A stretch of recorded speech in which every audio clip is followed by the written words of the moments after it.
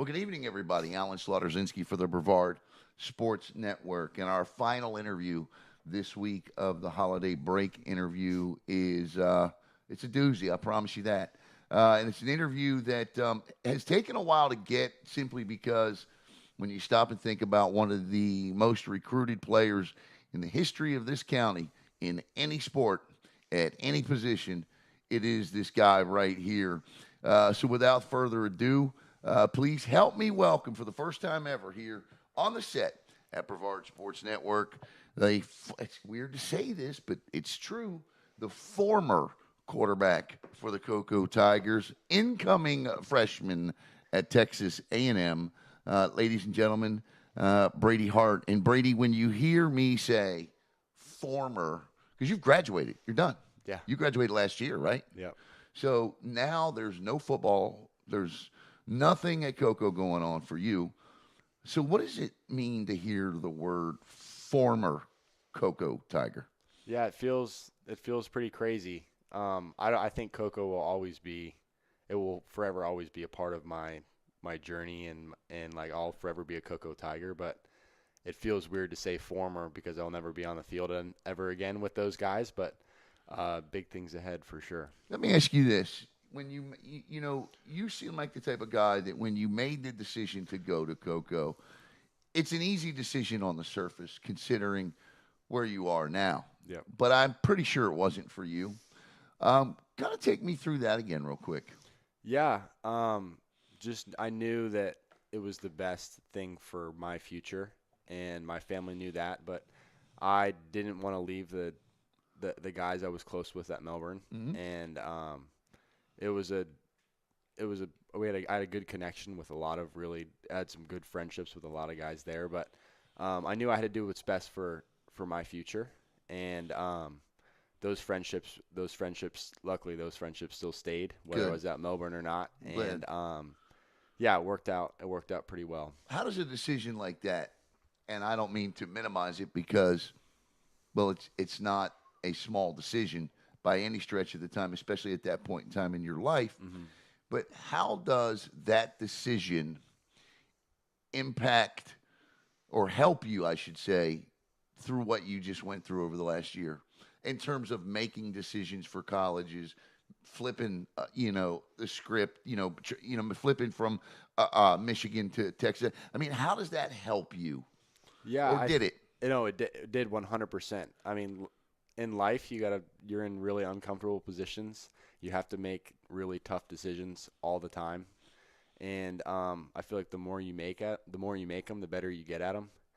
And yeah, just that decision and just the adversity and the things that I had to deal with coming into Coco probably before I was ready.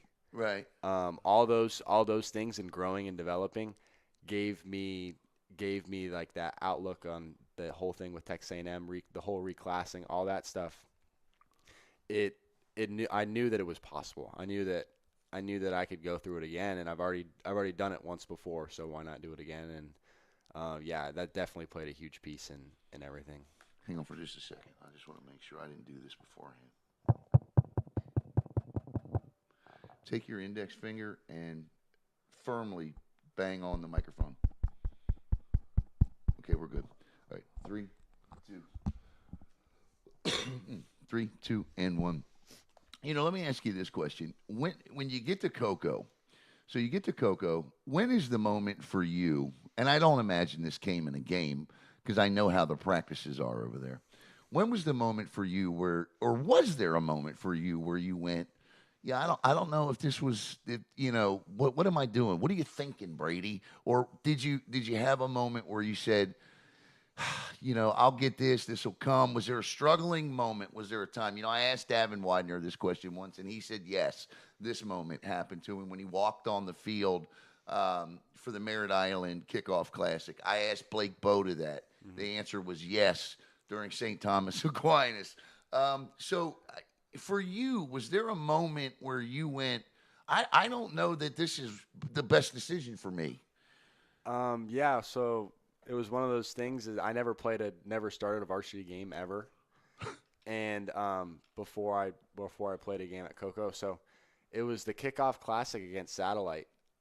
It was rainy, like the footballs were really all soaked and wet, and I'd catch the first pass, and I think I threw it 4 yards to on the bubble screen. Like it rolled to Nikki, and that was definitely the moment where I'm sitting there. I'm like, Uh-oh. we have Jones next week, we have Venice the week after that, and then we have St. Thomas. Like, I better figure things out before we get to those teams. And that was my like, man, like, I'm in trouble if I don't get this fixed. If I don't get this turned around. So, but yeah, that was definitely the moment where I felt like, oh geez, here we go. We got to strap that helmet tight. Yeah. What clicked for you from the first? And I say this because listen, us local guys here in the media, nobody's going to follow your high school career closer than guys like us. And when I look back on your career, I still don't know what it was that clicked.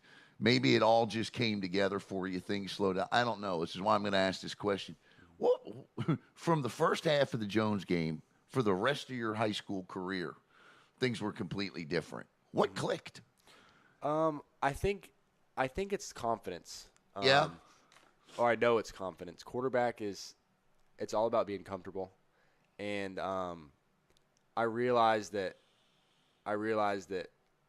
I had the ability to do this. You know what I mean? Like, I know that there was going to be some troubles. There's some things that I was going to have to deal with, and I was going to make some mistakes. But I knew that I was in the position to be able to do all of the things I needed to do, and I just kind of had that like mindset of just go out and have fun. You know what I mean? Like, I was putting too much pressure on myself. Sure. The Satellite game and all the practices up to the games, and I wasn't having as much fun as I should have. Gotcha. And I just kind of took a step back and I'm like, man, like, go out here and have fun. You know what I mean? Like, this is why you're playing the sport. And yeah, that's what clicked for sure. Who helps you with that? Like, maybe it's a coach, maybe it's a player, but who's kind of like your go-to guy or woman, or man or woman, or mom or dad or brother? Who is that go-to for you? Yeah, I think it starts with my parents. Yeah. Just knowing that, like, my faith is a big thing for me. Like, knowing that my identity is not in sports. Like, knowing that what I do on the field doesn't translate to who I am off the field. And that's a huge thing for me. And my parents they make sure that I understand that every single day. And that reminder is huge for me. Just knowing that, like, the football is a tool. It's Sure. an outlet to showcase the talents that the Lord's given you, and that was huge for me. And then having Coach Snyder and Coach Franco, those guys are awesome. They are. Just them slowing the game down and being patient with me was the whole difference. Yeah, but it ain't always that way with those two. And so Oh yeah. When you're coming off let's be honest, those of us that know them well and know their coaching styles, it can be a wrong read, a missed pass, you miss a check down. It can be an unpleasant walk back to the sidelines. Oh yeah. Talk about faith and how you balance that. Yeah. So just like my faith is something that like I said earlier, like something I hold on to. Mm-hmm. Just knowing that I have eternal life in Jesus, and knowing that I don't have to play good on the football field, and that has nothing to do with who I am as a person. I love this. And that's a huge thing, and I think it allows me to walk on that field every Friday night, or in the future every Saturday. And walk off that field when you miss a check down, hearing those two. Yeah, exactly. It lets me enjoy it. It lets me have fun, and it makes things feel like I'm doing it for a purpose. You know what I mean? I'm not doing it and I'm not pounding myself into the ground over it. Obviously, I'm competitive. Right, sure. But yeah, just it makes me know that it makes me feel good walking off the field either way. So Let's talk about the recruiting process. I mean, obviously you know everything that you've put into this for your entire life, Brady. Yeah. You know all the training you've done.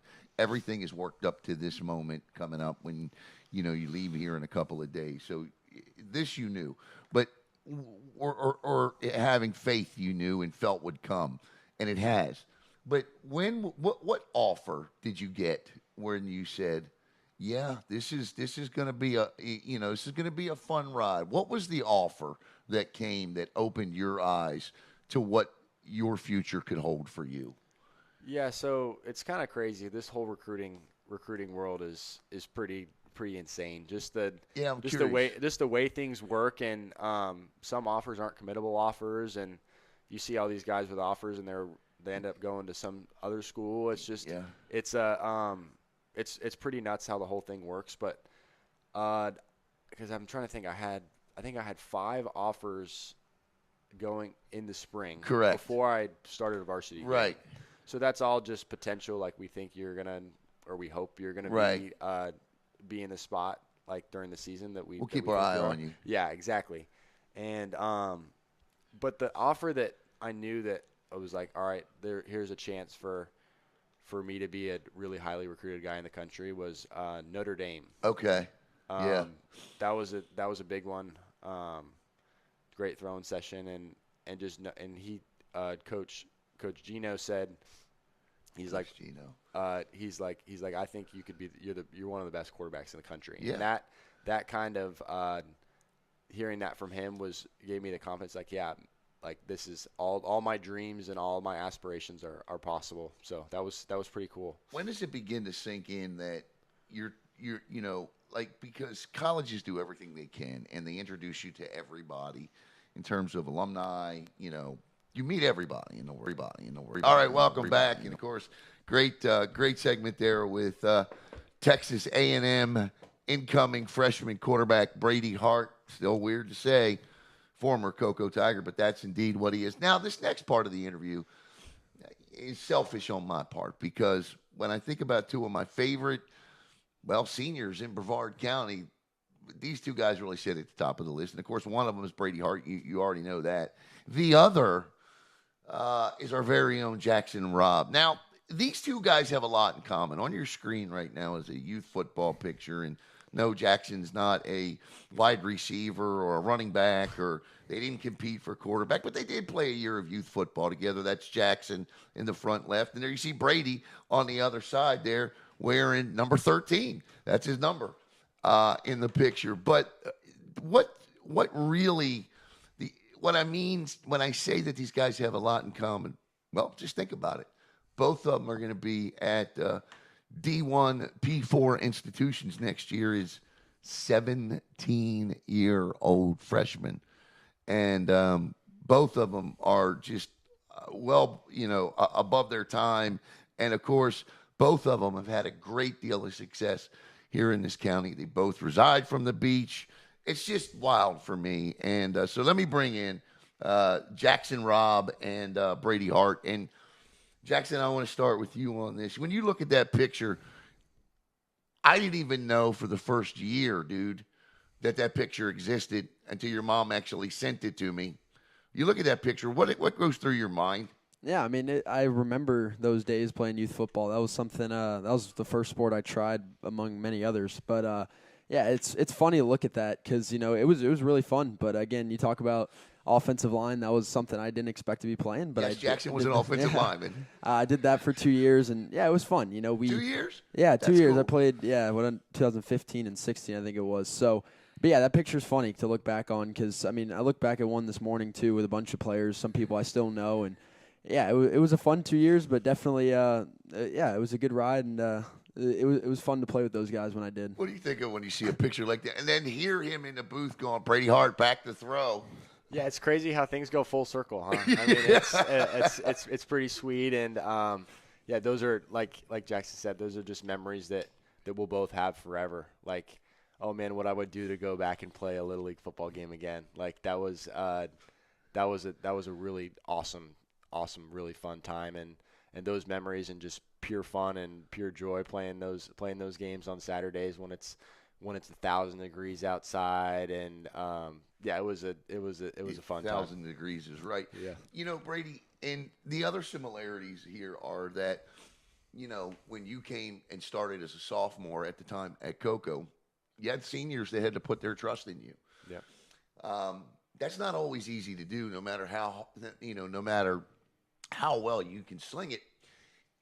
And I had to do the same thing here. Myself and Caleb had to do the same thing here at Brevard Sports Network because, like you, we knew how talented Jackson was, and we were either going to let him run with it or we weren't going to let him run with it.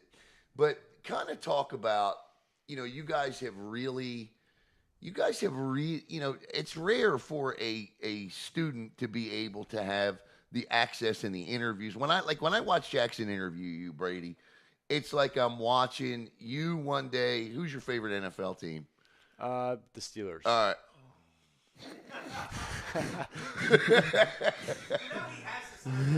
He's gonna definitely sign that football. So, man, that just totally threw me off. I had no idea about that one. So, anyway, but to be interviewed by one of your, I guess, you know, peers, guys that, you know, same age as you guys really accepted Jackson in, and I always thought that was a great thing. Kind of talk about that. Do you guys go back and watch and listen? And how many times have you gone, that Alan don't know what the hell he's talking about? Yeah, so, I mean, you guys do an unbelievable job. Thank you. Just like, I mean, I've gone back and watched every single game on Oh, really? BSN. Every single game back. It's usually like my flip it on the bus when we're driving back. Yeah.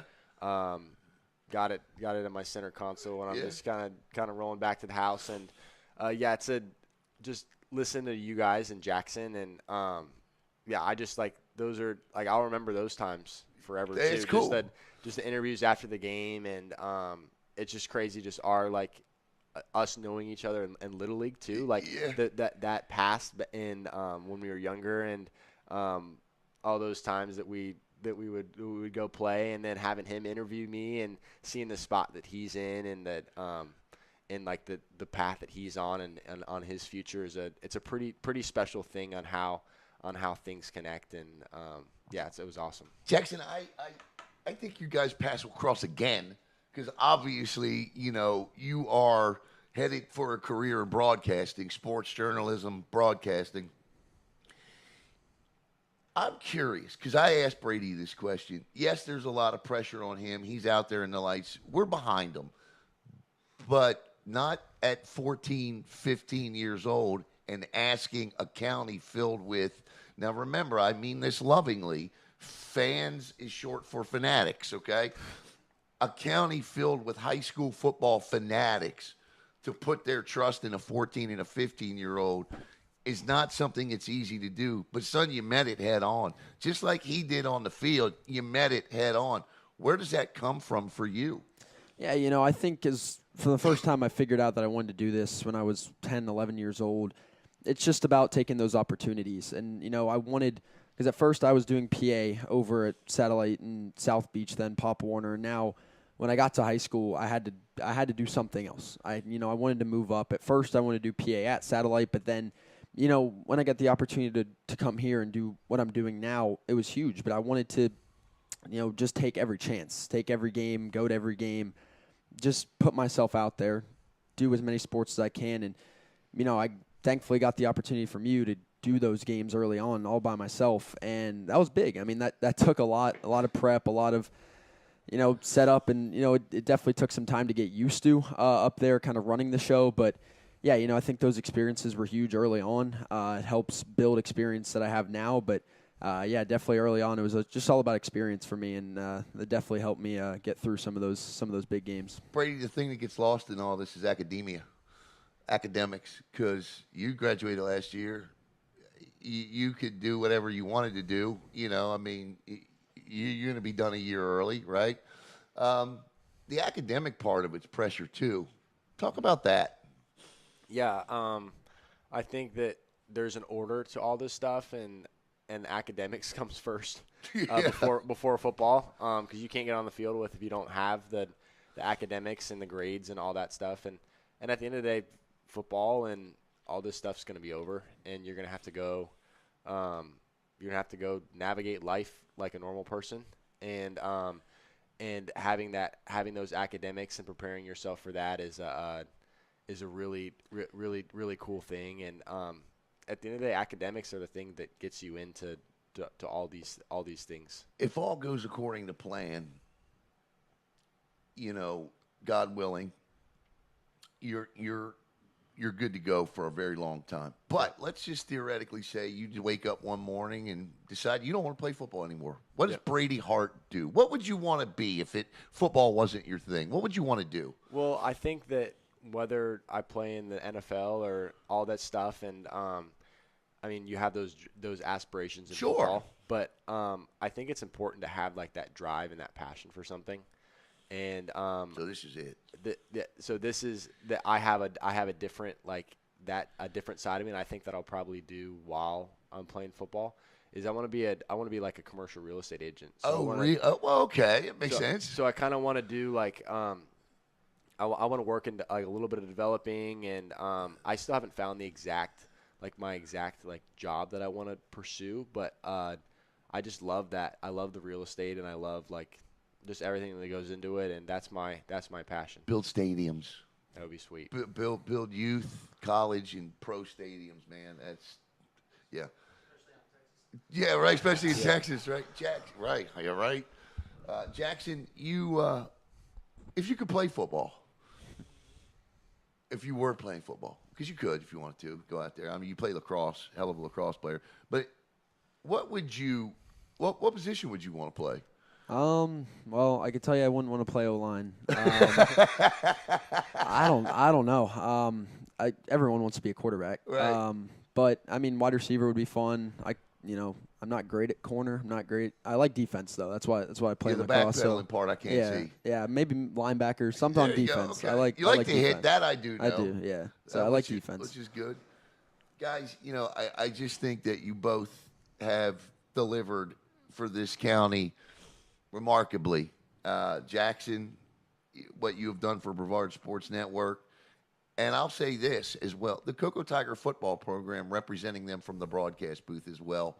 Because there are many Thursday nights that we sat here where you picked them and I didn't. Okay, so and that's that's a kudo to you, not me. Jackson, I love you, son, but you had to sit there and watch the interview. This was an interview you were not going to do. I was doing this one. I've let you do a lot. But before we let Brady get out of here, I know you got a question or two for him. So fire away, son. Yeah, first of all, looking forward to going to Texas A&M. You're definitely going to get the chance to play against some of your high school teammates and even some of those guys you played against in high school. Talk about what you think that's going to be like if you run up against a guy like Javion or Javen in college, and what that experience will be like for you. Yeah, it's gonna be fun.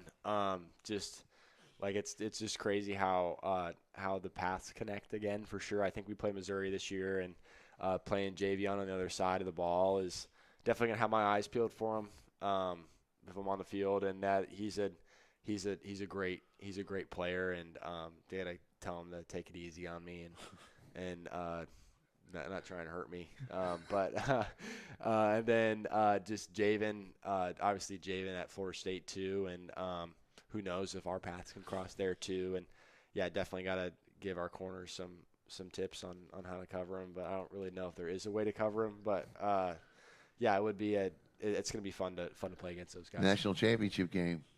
I tell you, There you go. College football playoff. Go ahead, There Jack. you go. Yeah, my other question here, over the last 4 years, you've been put in a lot of situations, some big situations while you were younger, and then obviously you've grown as a player overall. What do you think is the biggest thing that you've learned from your freshman year to now that's made you a better player and even a better person overall? Yeah, like I said, I think that there's a journey to everything, and facing some things that you didn't expect to face. Just like I learned, I feel like I took the biggest growth when things didn't go my way. And that was huge, and knowing that there's you grow from things that are hard and things that don't make sense sometimes, and just putting your nose down and keep working, and yeah, I think that was the biggest thing, is just knowing that things don't always go your way, but it mattered. It doesn't matter how you start; it matters how you finish. You have a favorite game of his? Man, I wasn't there to watch the Cardinal Mooney one. That was definitely a heck of a game. But I think this most recent state championship against Gadsden County it was a great one to watch. And you talked about the mobility. It was just a fun game watching you move around the pocket. And it was just a great game to cover as well. So, I mean, recency bias, that was the most recent game I saw. But that was definitely a fun one to cover. Oh, yeah, for sure. And it's okay. Okay, it's okay. Have you ever been on that bus with that phone down there going, what does that old man know? I don't know how many times I've said that, but you guys usually do a great job. He's too kind.